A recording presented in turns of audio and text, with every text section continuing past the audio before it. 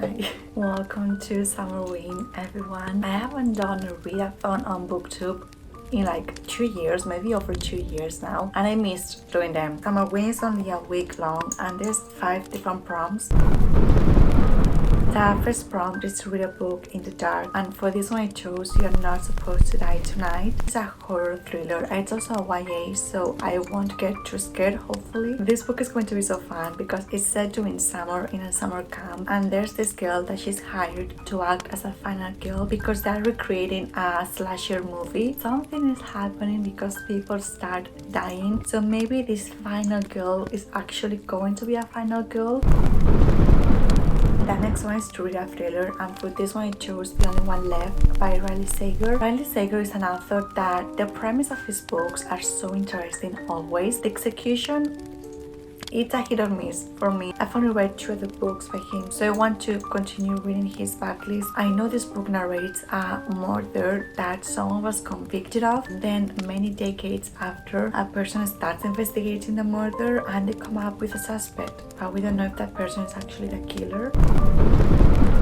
The prompt is to read a book that takes place in autumn. For this one I chose The Haunting of Hill House by Shirley Jackson. I've seen the Netflix adaptation of The Haunting of Hill House, but everyone says that the story of the TV series and the book are nothing alike, so I don't actually know what the book is about, but knowing Shirley Jackson is going to be a very eerie and atmospheric book. The first prompt is a book that has orange or black on the cover. Orange is my favorite color, and orange and black are the epitome of Halloween colors. For this one I chose The Troop by Nick Carter. The Troop has orange on the lettering. I recently read The Lord of the Flies by William Golding. The author himself has said that he took inspiration from The Lord of the Flies, The Hunger Games, and Battle Royale. I haven't read Battle Royale, but I know The Hunger Games took inspiration of the Battle Royale, so authors always take inspiration from different authors. After reading The Lord of the Flies and reading that ending, I'm only hoping for The Troop to be something as interesting and gritty as The Lord of the Flies. Also, from the reviews that I've seen, there's a lot of body horror on The Troop, and body horror is not something that I love reading. Like, I actually don't really like reading about body horror. Hopefully it won't be too bad for me. The last promise to read a manga, graphic novel, or novella. I don't really tend to read a lot of manga and graphic novels, so at first I thought about reading a novella, but then I thought, let's branch out of our comfort zone and read a graphic novel. At first I thought of Junji Ito. He's like the king of horror manga, but then I came across this graphic novel, which is The Woods by Emily Carroll. This is a graphic novel of different short stories, horror short stories, and everyone seems to love this. At least my friends on Goodreads really seem to love this one, but maybe I will read as Junji Ito. Junji Ito also has a lot of body horror and just some topics and scenes that I don't really know if they're going to be for me. So I'm going to read this one, then maybe in the future we should see if I read Junji Ito. So this is my TBR for Summerween for this upcoming week. I think I'm also going to watch some scary movies, just get into the spooky mood. I'm going to spend the weekend reading and just enjoying the spooky books. So hopefully we'll have a magical week full of spooky and horror books and movies.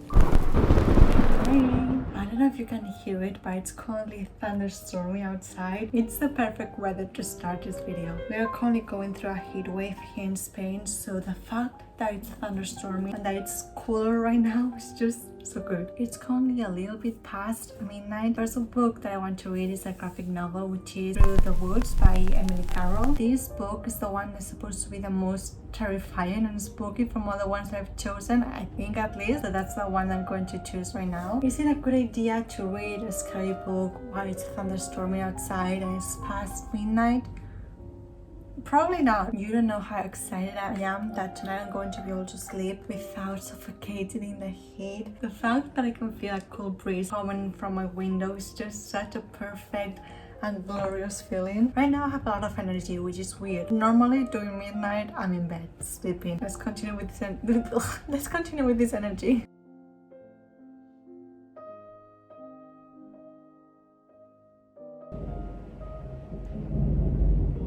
Wow.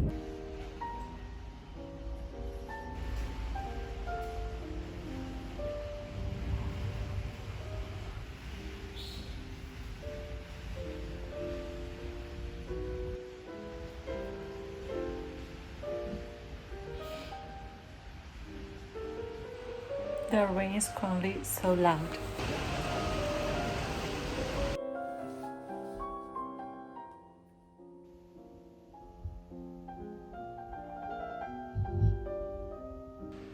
So, I just finished this graphic novel. It was so fucking terrifying and disturbing as well. I honestly loved it. I hate body horror. Reading about it, I mean, well, I'm not good with it, but I'm just okay, happens. But like seeing an illustration of body horror is just the most disgusting thing. I feel like I should get up and close all my windows. Anyways, there was one story that the body horror was just so disgusting, but every single one of the stories was really good. But like every single... Okay, I'm going to get up and close all my windows because the thunderstorm is getting crazy right now. I was saying every single one of the stories was very interesting because every single one of the stories was different in some ways, so that was really fun to read because all of them were set in different time periods. All of them had different stories and backgrounds and main characters as well. I thought that was very interesting that she had variety of different characters and stories to tell, and every single one of them was equally as spooky. I'm not gonna lie, I'm a little bit spooked right now.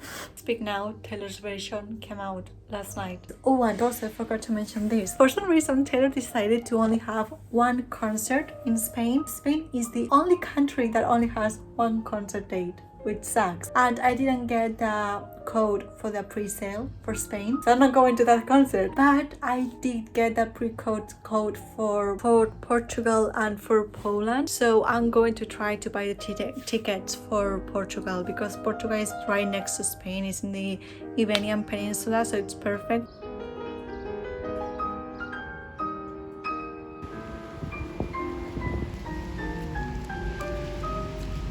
So let's talk about Speak Now, Taylor's version. First of all, the cover is absolutely stunning. When she first announced the album, I didn't think too much about it, but now that I've been listening to the album and I keep seeing the cover, she looks stunning. The purple with the background, everything is stunning. First thing, I don't like the lyric change for Better Than Revenge. I know a lot of people talk about this, and I know a lot of people are giving shit for the people that prefer the older version. That being said, Enchanted is one of my favorite songs by her. Then from the Vault, I Can See You, it's fucking amazing. I Can See You is my favorite song from the Vault. Back to December is obviously a classic as well as Haunted, but I really like the acoustic version of those two songs, and she didn't do the acoustic version, Taylor's version, sadly. But it's fine, obviously.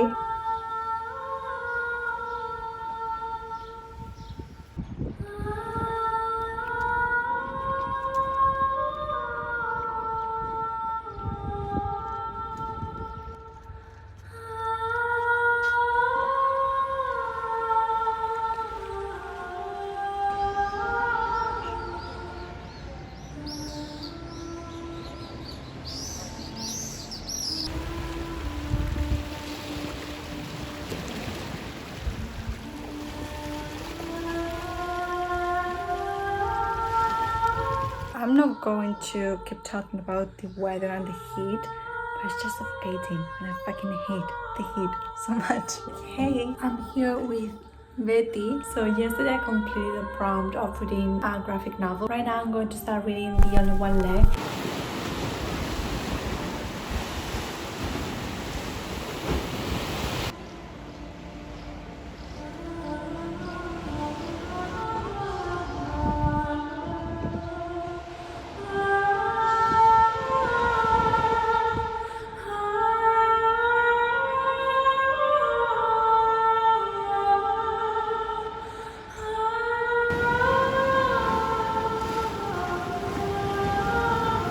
Buenos días.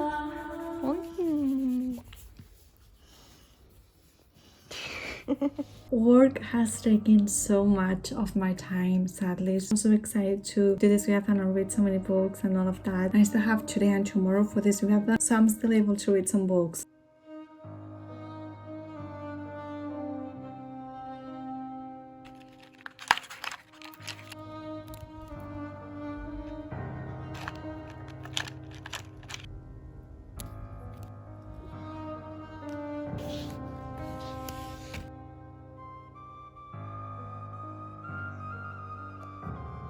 Hi everyone, I just got home from work.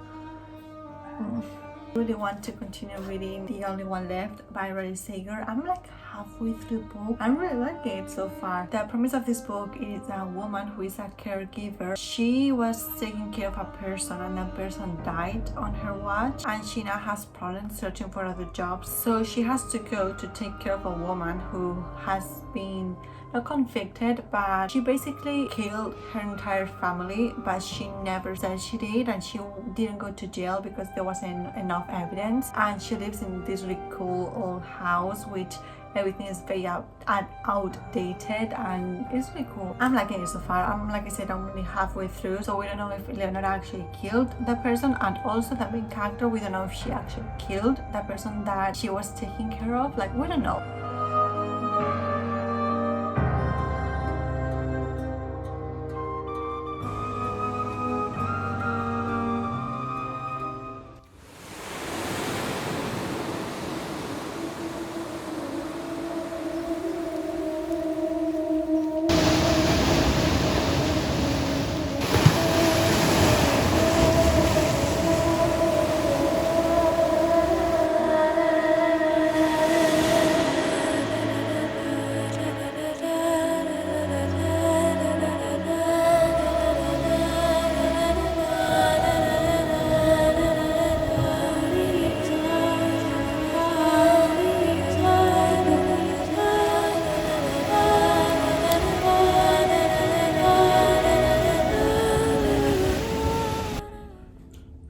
Realize that this angle is very weird.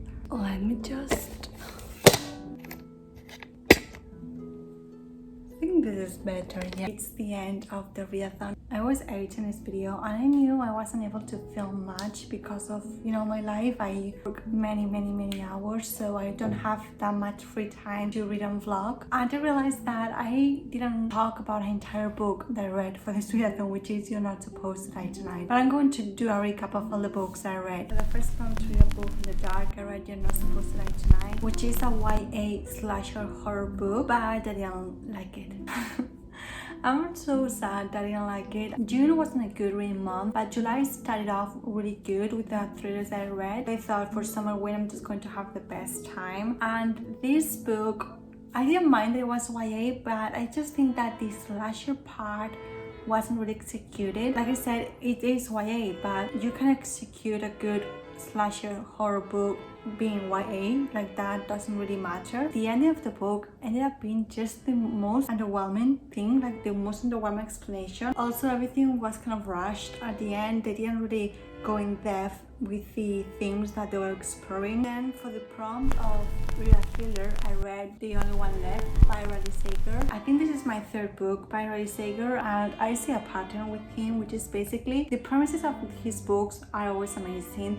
The build up to his plot twists and his endings are always really good, but then when the ending comes, it's underwhelming. I feel like with mystery and thrillers, you either make an amazing mind-blowing ending, or you just make an ending that it's kind of meh, or then you can just make a terrible ending.